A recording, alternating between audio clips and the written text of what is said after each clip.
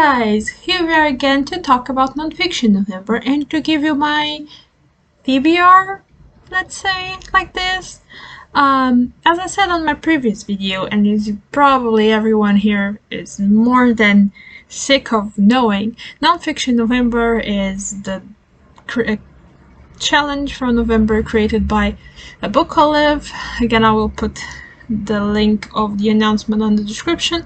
I kind of forgot last time, and then I added like a couple of days later. Anyway, basically you have to read nonfiction in November. You can't just read one nonfiction book, but they always give us 4 prompts in case you want to try to fill up those prompts, but no pressure, you can do whatever. The goal is really just to read nonfiction. I am going to do my own route of it. I'm gonna try to read as much nonfiction as possible. I want to say that I'm gonna try to read just nonfiction during this period. I'll try. I'm gonna try my best. To be honest, I could just easily do that because I went for the second round. I put a video a couple of days ago. I put it up here on my YouTube, and I asked you guys if I should do like a little TBR, like the usual thing, or if I should go the crazy round, take all of my nonfiction unread books from my shelves and do a pile and read as much as I can from those books. I was inclined to do that one, and then people told me to do that one, so here I am. Hi, we are here again. Some of these books I have already talked like in a very recent video, so I'm just gonna show them, say the title, say the name, and move forward. But there are so many books that I kinda gonna do that, to be honest, you most of them, because I want to get over with it. The goal here is not, with this TBR, is not like to give you a very in-depth idea of the books that I will be reading, because this is my potential TBR. I'm gonna read from here as much as I can, but I don't know if I'm gonna read everything. What I want is, if you and you guys out there know about the books that I'm gonna show and you know if it's good or if it's bad, tell me on the comments so I know if I should prioritizing them or not. And when November starts, I'm gonna start reading, and I will do several videos talking about these specific books a little bit more in depth. Sorry cats, I said that all of my nonfiction books are here, but I lied. One of them is not, and that's the one about the Bronte sisters. It's supposed to be the Bronte Story, the name in English if I'm not mistaken, by Margaret Lane, because this one, like I told you, I don't know if you guys remember, this was written in answer or because of the book that Elizabeth Gaskell wrote about the life of Charlotte Bronte, and I think that this one was like something that came after it, and it's somehow connected to the existence of that book. So I want to read first the Elizabeth Gaskell's book, and then this one. I want to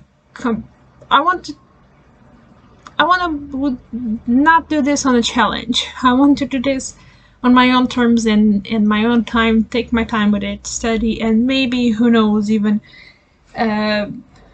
look further books about the Bronte sisters, further biographies, because it is something that I need to do, even though I really like the Brontes. I haven't read a biography, and I should, and I want to, and I think that once I start, it's gonna be like one book is gonna call another, and it's gonna be a thing of its own. Am I trying to not show this many books because there are a ton of books. Yes, I'm trying to delay this, but there's still one more thing that I need to say in this case, is that usually when I read, even if it's not a nonfiction book, to be honest, when there's like people talk about something or talk about a book in the book, I'm that person that puts the book down, goes get that one book, starts reading, and then enters into chain reaction of reading a book because of a book because of another book and then reading another one. This is nonfiction. It's gonna happen. I'm gonna find a topic or a mention of some book that I want to check. So in order not to enter in that cycle, what I'm gonna do is I'm gonna read all of these with my trusty notebook on the side, and I shall note down everything that I want to check, and by the end of November we shall meet again to see how many books or things I need to check after this whole month reading nonfiction like this. Okay, enough. Let's just start this real fast. Like I say, the first 5 I already show on the previous video, and I'm gonna just try to be really quick. First one is a memoir about, it's called Cobbled Streets and Penny Sweets, Happy Times and Hardship in Post-War Britain by Yvonne Young. Pretty explanatory what it is.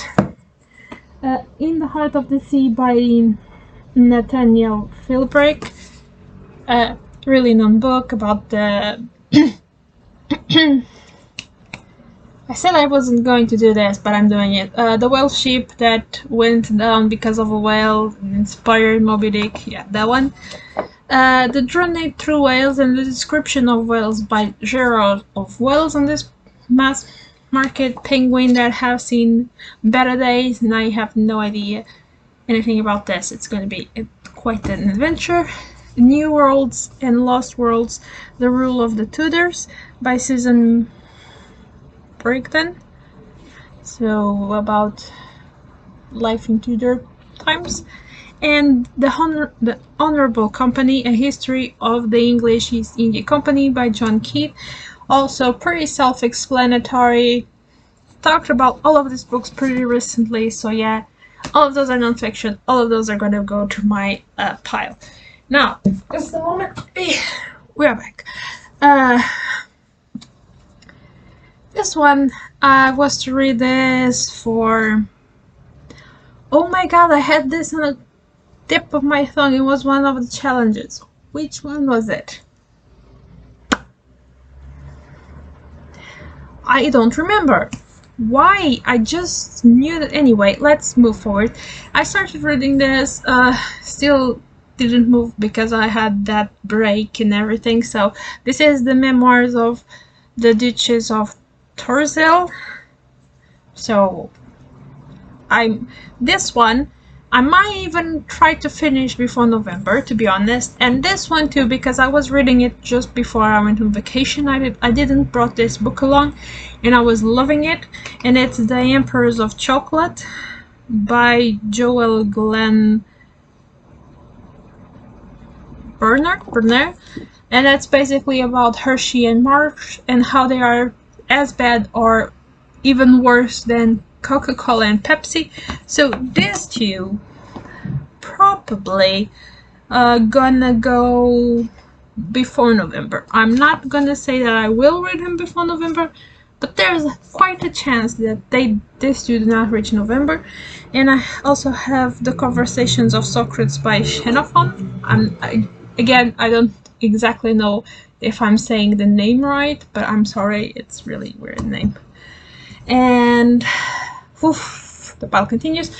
I have 3 of I think it was Steve Donoghue that talked about this, and there's this little books that are supposed to be history books, or there's other themes, but in this case history books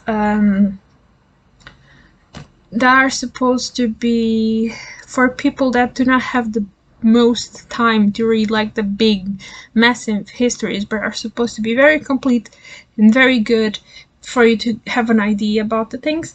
This is like the Portuguese version of it, the translated, because this is not it was not written in Portugal. I have one that is about the origins of Rome and the formation of the empire. Another one, well, this one is supposed to be the second on here. I don't have this on order. I mean, it is the fourth. They have the number there, but I only have the E. Anyway, I'm digressing here. This one is supposed to be about Greece, so this was supposed to come before the island. That was what I meant, words. And this is supposed to be about the First World War to the victory of Roosevelt. To be honest, this is the one that I'm least excited to pick up, because when it reaches like the First World War, like my interest just dips. To be honest, probably because of me, not the topic itself. I just need to know more about it. This one is 2 volumes of Portugal history written by Oliveira Martins. This is supposed to be a very good book of Portugal history. It's in 2 volumes.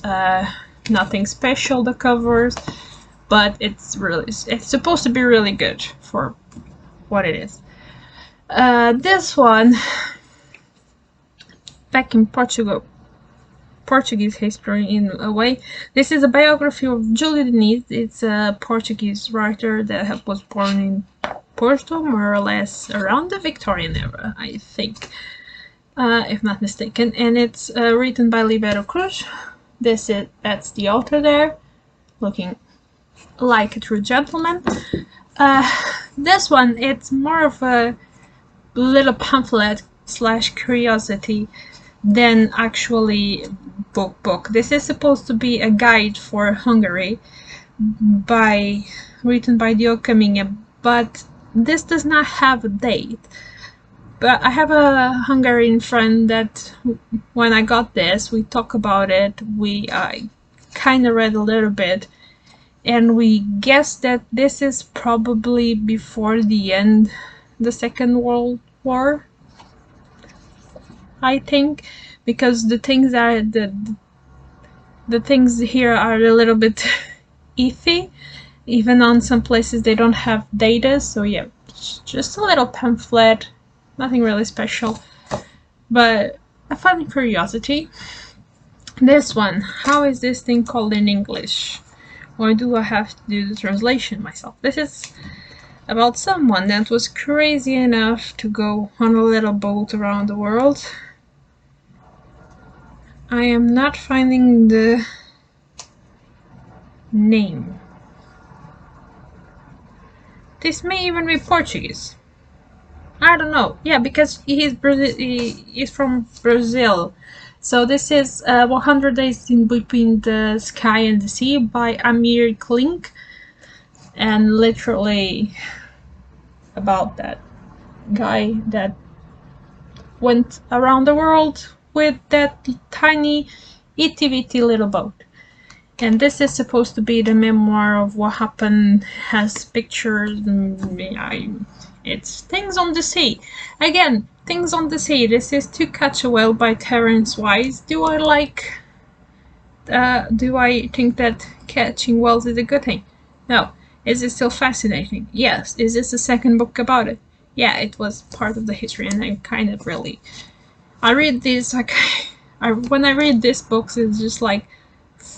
feeling really bad for the whales, because it is the way that things were not pleasant for them. And at the same time, I'm sorry, I hate the thing. And at the same time, it's strangely fascinating, as most things on the sea are. For some reason, they're strangely fascinating. But running along, because we don't have much time. This is Richard Dawkins, The Selfish Gene, famous one about evolution and all of that. Then I have one by Rene Wise, and I don't think that this was... oh yeah, by Rene Wise, and it is The Yellow Cross, about the beginnings of the Inquisition. This was kind of random buy, and when I got to it, I will explain. I got it. This one I was supposed to read last year for from Nonfiction November, and it is the, how is it called in English again? Dear Lord. Well, I swear to God that they do not put the name in a way that I can easily find it, but it's like, it's The History of Pirates, literally, by Captain Johnson, and I was supposed to read this one last year, but this is like a priority this year, because I have this one waiting for me, and I have the big book of pirates by Wolfram zu Montflet, and I think, by what the looks of it, this one was one of the books that this person used to do this book. So this is a match made in heaven. I need to read both. To be honest, I have read parts of these every time I needed to know something, like about Blackbeard, the Chinese lady that I never remember the name, that was the best, most badass pirate ever, about Anne Boleyn and Mary... Not Anne Boleyn. Not that. Anne and Mary. I don't remember. Why is my brain going? You know, the famous pirate of Gauls. One hanged, the other didn't, and didn't hang because she was pregnant. Yeah, that. Exactly. Next three ones I'm gonna just quickly pass through because they are just almanacs, pagan almanacs. So it shows the year and all the events. This is Wiccan, this one is Shaman, and this one is just, I think this one is just regular pagan. Regular pagan. Yeah, you guys know what I mean. And now we got the big books. I have three major big books of like history stuff and nature stuff. The first one is one of those books that we all have in our houses. We go there when we need to. We went before the internet to use these books to help us in our school things, but now we have them just there and we don't look at them. They are still fascinating, and I still have lots of illustrations, and they are awesome, and I want to read them. Anyway, this is Universal History Volume 2, so it's, I do not have the whole collection, I only have this one. And this one is about classic antiquity and the Middle Ages. Nothing to show on the cover, it's just like that. It's one of these books, you guys. This one's with all of the illustrations and tons of text. Last one about the sea. And it is, I need to find the name because it is different in English and in Portuguese. This is The Great Adventures That Changed Our World. This is a Reader's Digest big book. Awesome, that it goes for all the explorers and adventurers from all over the world. It has maps, it has pictures. I'm trying to find a good one. It has all them boats. Yeah, it is just amazing, like maps in all of the illustrations, and the cover is amazing. So yeah, this one. And the last one is also one of the Reader's Digest big ones, but this one is a nature one that it's called how are you called?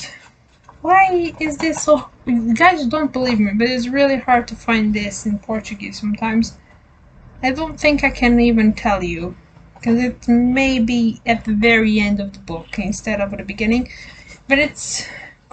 I'm gonna translate quite literally. Is to encounter nature and how to explore the world around us, basically. So it talks about the several different biomes and the types, like types of forests, deserts, all of that great things, and why you can expect to find all of those places. And again, lots of pictures. And I said I'm not gonna talk too much. And again, I'm sorry, I keep hitting things. This was a little bit of a mess, but this is all the books. This is a big video. I'm not gonna even talk anything more. I'm just my words I've gotten. If you guys want me to read something I like put something in like the beginning of my priority list. Do tell me if there's something that you have read and you know that it's not that good. Also do tell me. I do want to know all of your opinions if you guys know any of this book. Yeah, that's all for now. The video is way too big already. Bye guys.